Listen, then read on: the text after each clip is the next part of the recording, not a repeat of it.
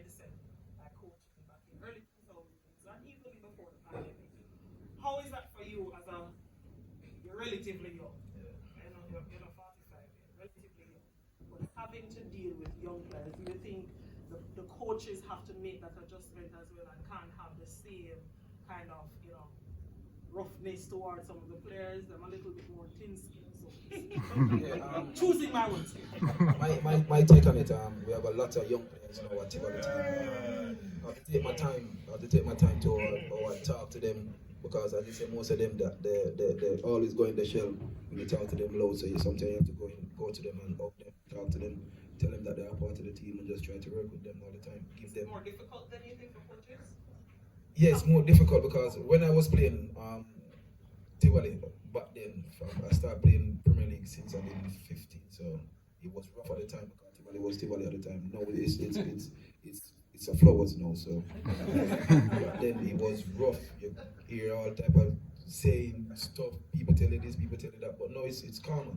So I just need to just try to work with them soft, keep them humble, so they might just keep them working.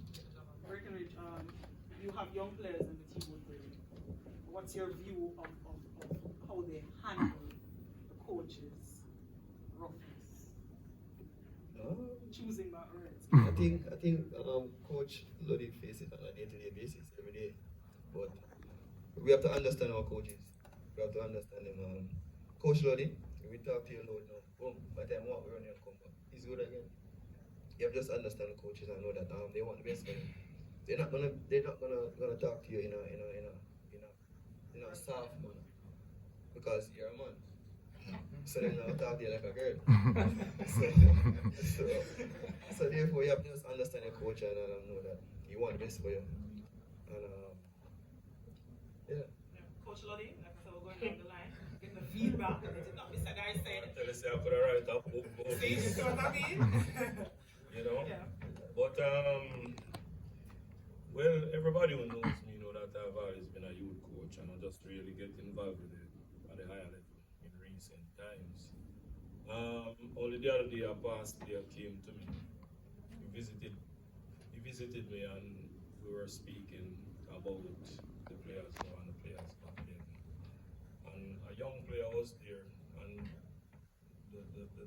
the former player would say, "Coach, now turn up on the igloo again and dash with the drinks and all them things there." The man said, "No man, him kind of easy, you know." And the youth look at me and say, "Coach, I get soft." But that's not really the problem though, you know. I think Teddy said it. These players tend to be very thin-skinned, and what they don't realize is that you're not getting personal with them. You want them to do well. You understand? And whenever you cross that line, that's when the work goes on, right? I'm not there to pet and pamper anybody if they are not carrying out the job. Well, I have a responsibility to them, because the same player that I would rough up in a minute is the same player going to go up half the pitch and demand of them. You understand? So I think it's a situation whereby probably again, I think it comes back down to how we develop these players when they were growing, because I don't think, and I know I'm delving into some serious waters now, the current young coaches, I don't think they spend a lot of time on the mental aspect or the mental development of these players, right? And when they grow up as and they believe that they are some kind of a prima donna. They are not to be roughed up, right? And they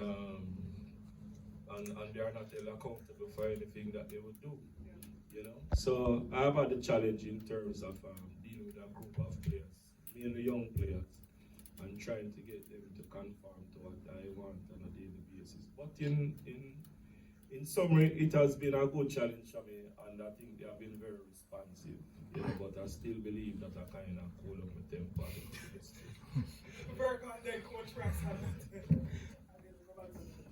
Well, I must say, based on the young players that I've seen at Clarendon, I think Coach Price and Coach O'Neill Thompson are really tough, because one thing I get to understand is that most of the players, younger players, that's at Umberland and from Clarendon. They don't go through the process like younger players do in the Kasaba region.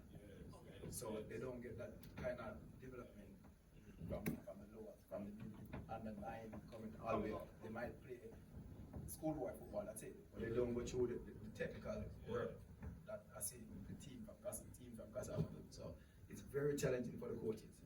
But one of the things that we are senior players trying to do to help the coaches, whenever the coaches are like not coaching at the time, we do all coach work. We try to get them to understand, listen to me.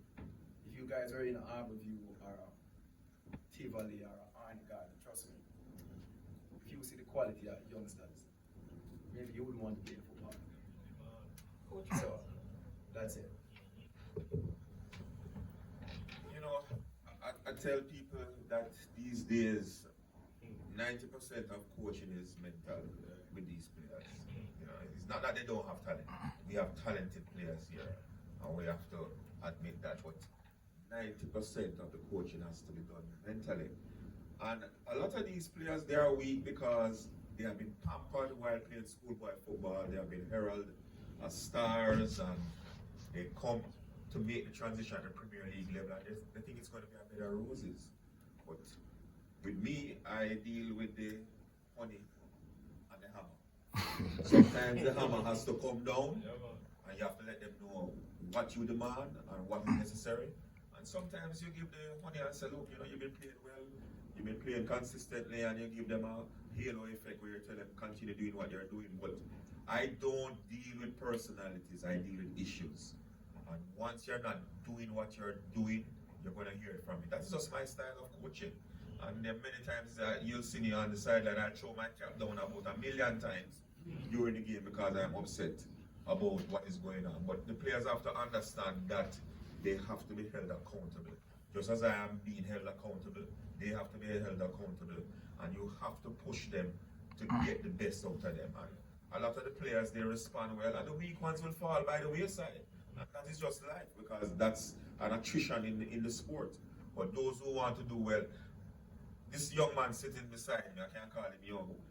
I started to play him at a very young age. My assistant coach came through my hand, O'Neill Thompson, and he got a contract overseas. So I was coaching a lot of young players and giving them opportunities at an early age, and they have gone on to do well. And it has to be intrinsic on the player to do well. And if they want to do well, they'll do well. And you know, I don't believe that coaches should be sympathetic towards players. We have to be strong and at the same time demand a lot from them. And once they can respond, they'll become better players and better individuals, as a matter of fact. Shamara, tell why you say it's true enough. Don't you agree?